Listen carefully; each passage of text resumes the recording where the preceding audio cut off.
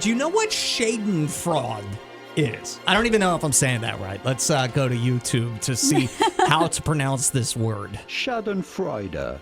Schadenfreude in English, in German, it would be something along the lines of Schadenfreude. So there we go. Schadenfreude.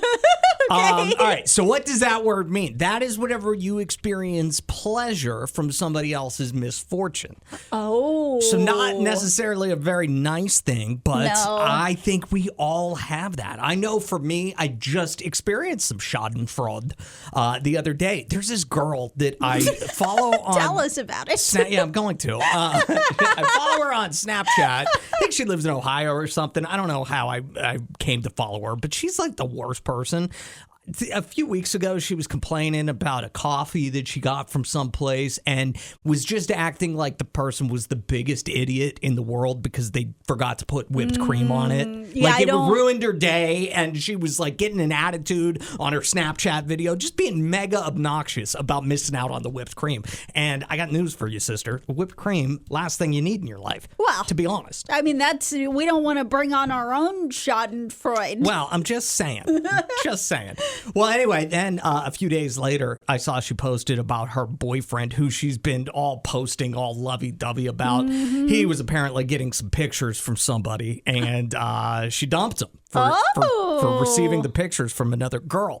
I was happy about that because I think that this girl is awful, and I was happy to see her relationship end. It's not a great quality to have, but that is 100% what schadenfreude is. I mean, the only time I've experienced schadenfreude is if I felt like someone personally attacked me. Okay. Then I'm like waiting for you to fail, and I'm going to be pretty excited about it. The last time that this happened, I had a boss who, she was not the boss. The boss did something very bad, so she became the boss, and it went right to her head immediately. Perfect. She was a micromanager. She was very condescending, and I put in my 2 weeks notice. I was like, I've had enough of this. Right after I did that, every single person in her department put in their 2 weeks notice, and it felt so good. I was like, that's what you get. When have you experienced schadenfreude? Like you get excited because maybe you don't like somebody so much, you take pleasure out of their misfortune. If you would like to admit to this, 601-995-1017. We're all human. We all do this.